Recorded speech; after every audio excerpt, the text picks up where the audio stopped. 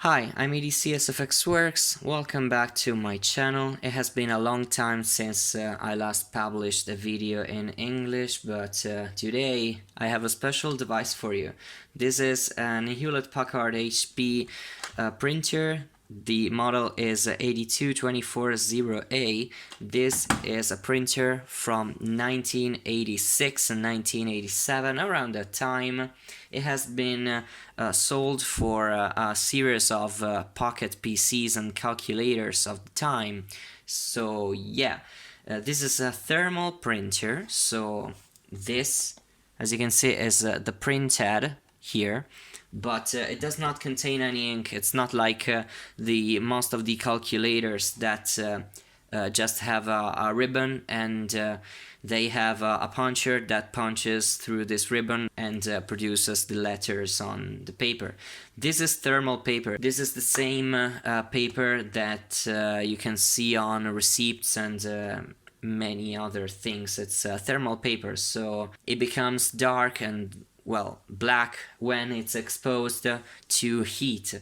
And this is the printhead. That is a very small one. It's a different design from the direct thermal printers that you find nowadays. It's just a little printhead that moves around and writes on the paper. So I have bought this printer from eBay and I paid 16 euros for it, shipping included. And the seller said that it does not power on at all. But just as a priority inspection, when I got it, I just opened up the battery compartment and I've seen that this and this pins of the batteries are broken, so obviously cannot work in these conditions.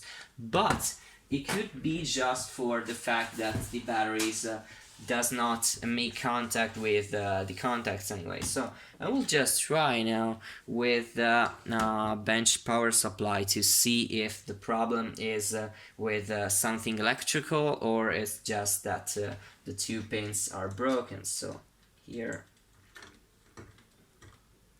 Okay, so let's take voltage to 0. I will just limit the voltage that this power supply can produce because I don't want to risk breaking or damaging further the printer just for something like this. So now we'll go to 6 volts, 6.1. I think it's just precise enough. So we'll just connect these two connectors here.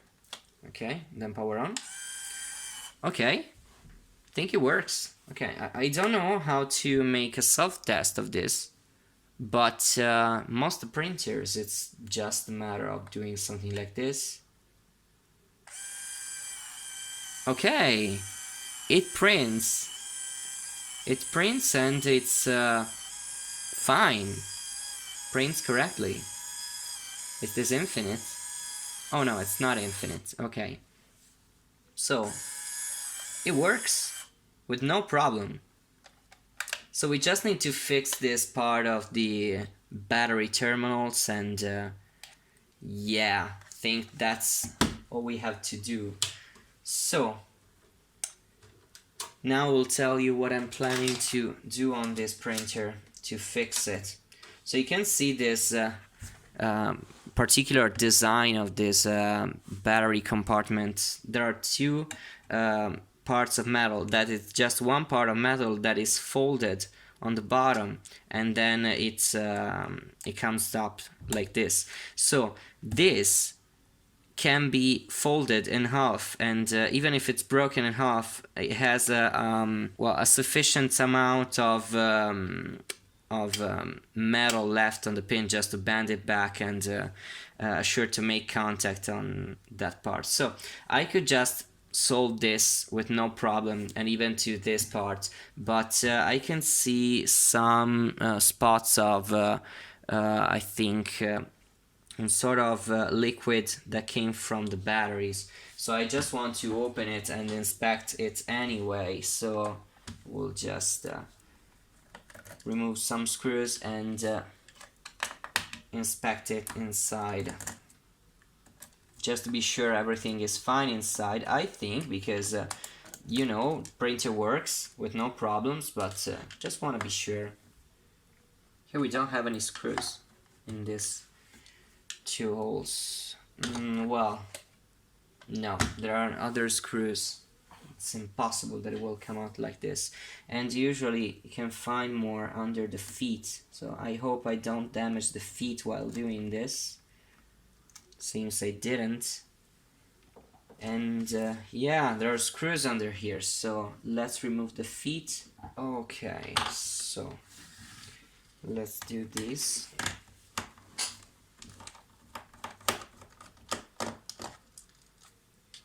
I think the screws are all the same, so no problem taking them all together.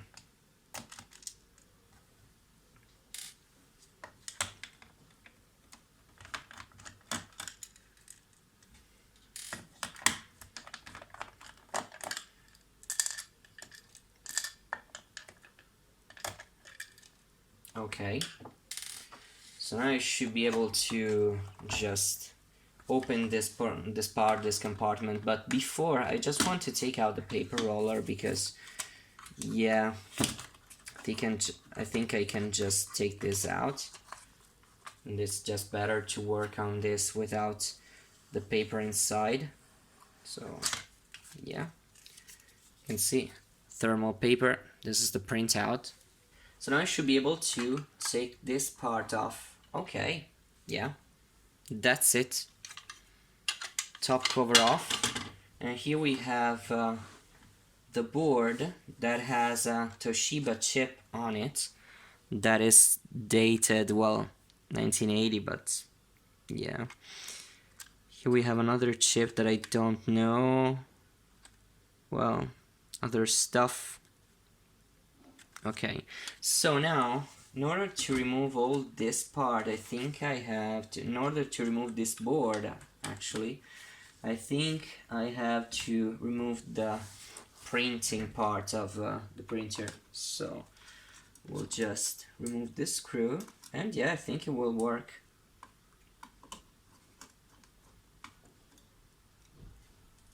And this one. And then I can remove all this part. Well, yeah, you just need to remove this shield that is locked on a transistor. Okay, and then I can remove all this part. Just have to disconnect this cable, and I think even this one. Okay,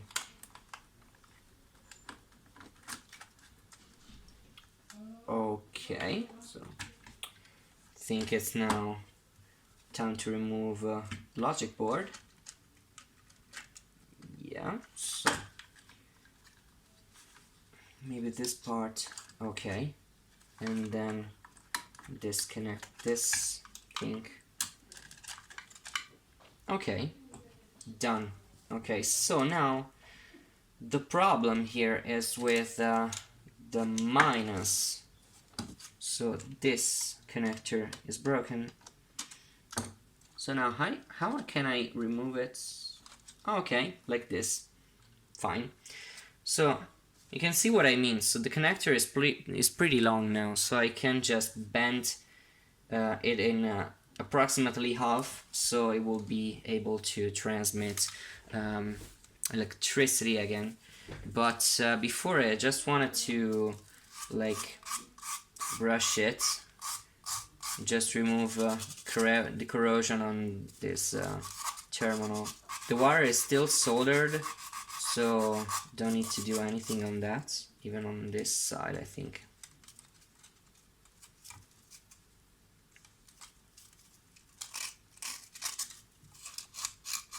Okay, I think it's just enough, so now I can do something like this and bend this part in half. No, it broke. Okay. No way, so this is not the proper way to fix this. I need to find another connector to take on that black wire. I will just now desolder this wire. So I will leave the positive here. I don't want to remove it because it doesn't make a lot of sense, I think. So yeah, I'm definitely removing this for now. But I don't see much corrosion inside here. Just see some battery explosion residue, but nothing more. So I will just clean this a bit with some glass cleaner and think everything will be fine. So here I can see some liquid, and down here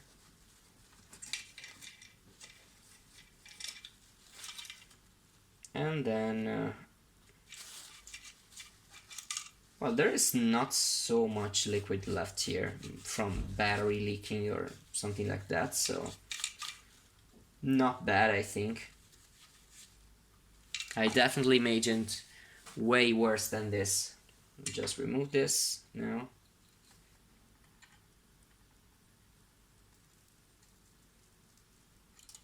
Okay. And I have to find another connector. Now I have both these two battery holders that are for size AA, so it's just the correct size. But I just need one, so I just bought them in a combo of two, but I only need one of them, so I can, I think, sacrifice one of them, just taking this part that is the one that I need. So yeah, I think I can just in some way stick this part inside there and take this wire down here and then just use this.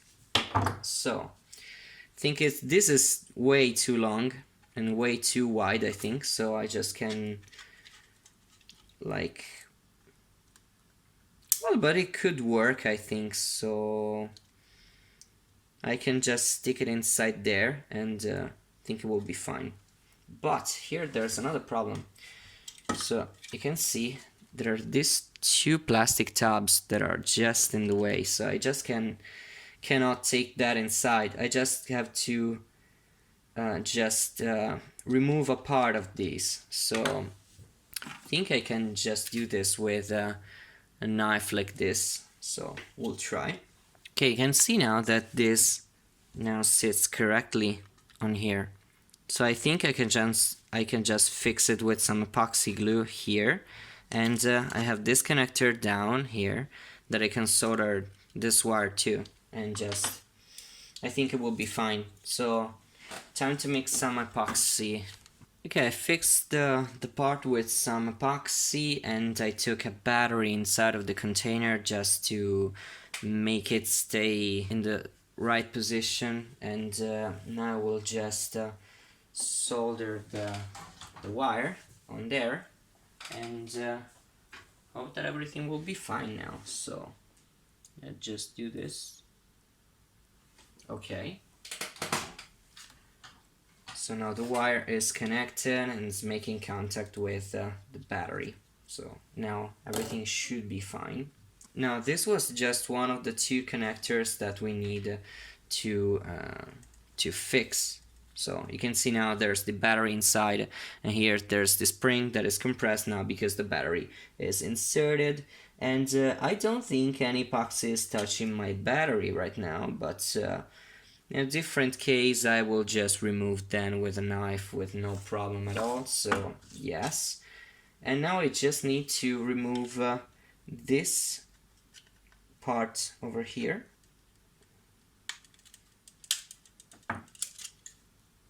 Yeah, maybe. Okay, so, and this is the same thing. Well, this is much easier to remove than the other one.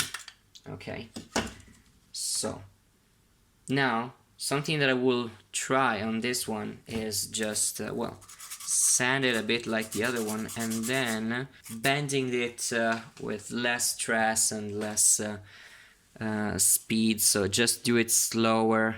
I hope it will work because I don't have this type of connectors, so yeah, let's hope it will work. No way, this metal part cannot be bended actually, so yeah, I need to solder another one of those there, and that is the negative side also, so I can just use this spring on this sacrificial battery holder and do the same thing that I've done to the other one. So let's do it. Okay, so this is the second set of connectors that I fixed. I just soldered this spring to this part. So let's see if it works now. I am definitely not sure about this solution, but yeah, I hope it works. So it just fits, and that is good. And then I'm just taking a battery inside. Yeah, it fits and it does make contact, I think so. Yeah. So now final test is just to take all the batteries inside here. So where are my batteries? Yeah.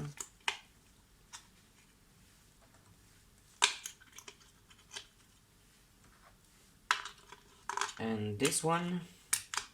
Okay.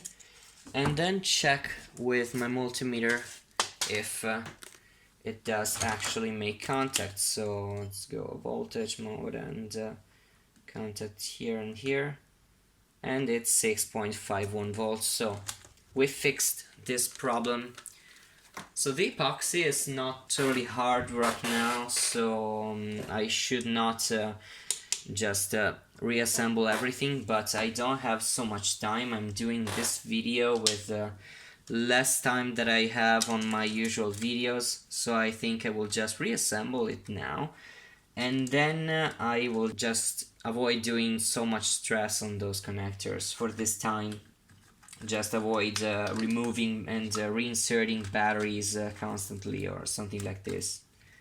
So this part I think should go here, no, here, pass it through here, okay, and it connects here on the main board. So yeah, that is fine. I think it works. Yeah, everything is fine now. So let's take the printing mechanism inside here again. So connects here, and there are two connectors that are one here, and this flat cable connects here. Okay, at this point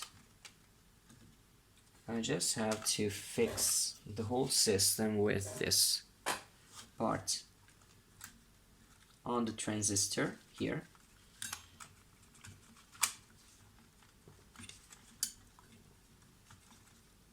Okay, so I just need to take these two screws back.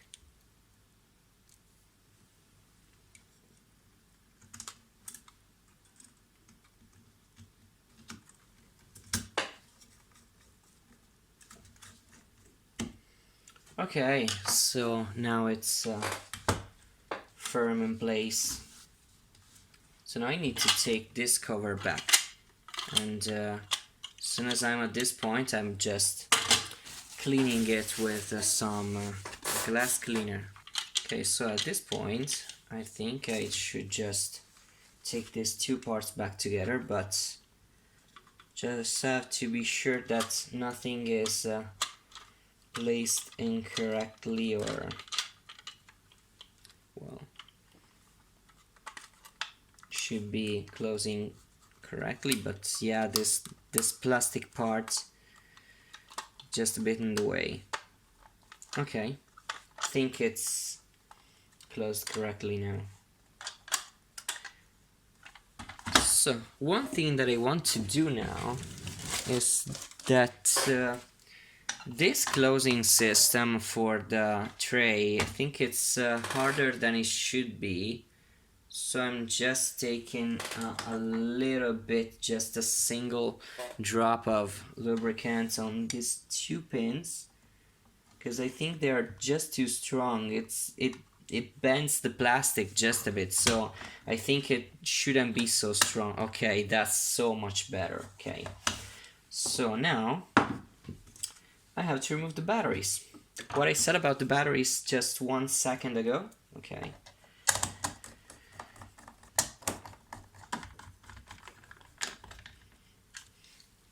Okay, I should be removing this battery. Okay, and there's a screw just here. Fine. And then this battery here. And just stick the screw here. There's just a single bit of epoxy left there that should be removing because, yeah, don't want this touching my batteries. Okay, so let's see how the batteries are placed. Panel closes and the pads on the bottom. They're still holding very good for their glue. I just mean this, and didn't expect this. Okay, so now I have to take the paper inside here, and well, guess what? I don't know how to take paper inside this printer because I've never done this. So I think I have to power it on, and it works, and then I just have to feed the paper inside here, and then push this bottom maybe, I don't know. I've never took paper inside of this printer. I think it's like this. Okay, it's fitting.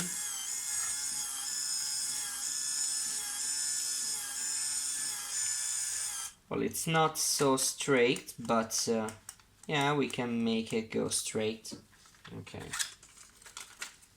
and then rewind this paper roller.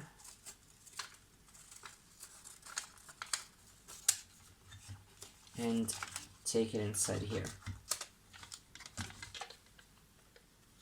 What? Why is this panel not closing? Okay, now it's closing. And just like so. And now it's fitting pretty straight. Just very good. Okay, so let's do the self-test like we did before. And it prints.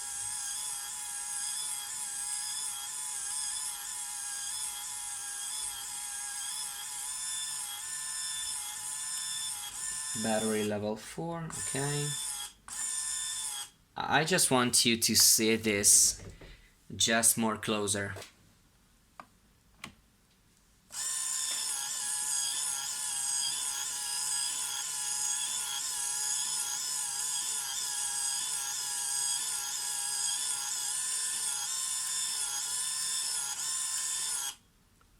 Thermal printing is so nice. Seems like the letters and the numbers are just appearing from anything, but it's just the head making dots of heat on the paper. That is just wonderful. I think it's well, a very interesting technology. Yeah. So this is everything from this HP very old printer. I hope you liked this video. If you did, just share it and hit the like button and maybe subscribe. I don't do a lot of English videos, but sometimes I do. So yeah, if you want to see more videos about this, comment below and subscribe to my channel. So thank you once again and see you to the next video.